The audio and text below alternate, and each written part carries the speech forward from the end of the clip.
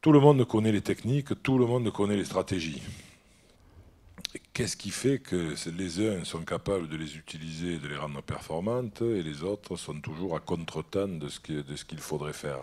Je crois que là encore, on l'a abordé tout à l'heure et je me reconnais effectivement beaucoup dans ce parcours. Je ne fais pas jouer mes joueurs. C'est mes joueurs qui jouent. Il y a quelqu'un qui est en train de faire un tableau là-bas. Moi, j'estime que mes joueurs font un tableau. Un match, c'est un tableau. La seule chose dont je suis véritablement le responsable, c'est le cadre, c'est le support, c'est peut-être les outils qu'on va utiliser, c'est le pinceau. Mais après, la réalisation qui va être faite, ça ne peut pas être la mienne. Et à chaque fois que l'entraîneur se prend pour l'acteur principal et veut ramener tous les autres acteurs à sa propre, je dirais, à son propre vécu, il limite l'activité de son groupe. Moi, j'ai la chance d'avoir un staff. Mon staff, c'est des gens donc très performants dans des métiers dans lesquels souvent je ne le suis pas. Et donc, la limite des staffs, c'est la confiance que vous allez établir avec vos collaborateurs. Moi, mes collaborateurs, le préparateur physique, il est meilleur que moi en préparation physique. L'entraîneur adjoint que j'ai choisi, il est meilleur que moi dans l'analyse technique. Non pas parce que je ne le sais pas, mais parce que ça ne m'intéresse pas ou parce que je me suis suffisamment dégagé de cette problématique-là pour être capable de jouer sur d'autres rôles. Et je pense que bon, le médecin, tout.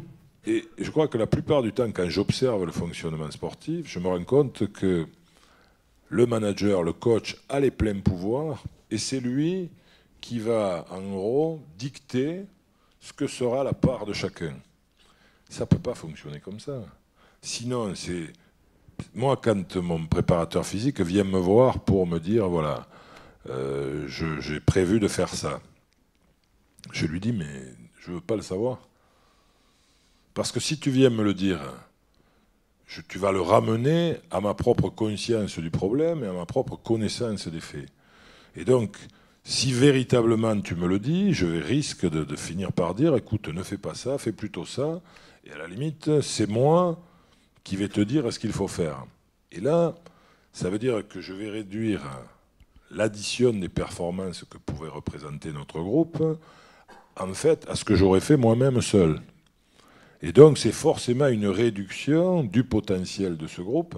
Donc, quand il vient me voir, non seulement je ne veux pas le ramener à ce que j'aurais fait et à ce que je comprends de ce qu'il veut faire, et je ne veux pas non plus lui donner le chèque en blanc qu'il vient chercher en disant c'est bon, il m'a signé le papier, donc il a validé ma démarche. Non, on est tous en danger. Moi, je suis en danger parce que j'ai à coordonner l'action de l'ensemble de mes collaborateurs, et lui, il est en danger par la décision qu'il prend de faire tel type de travail ou tel type de travail.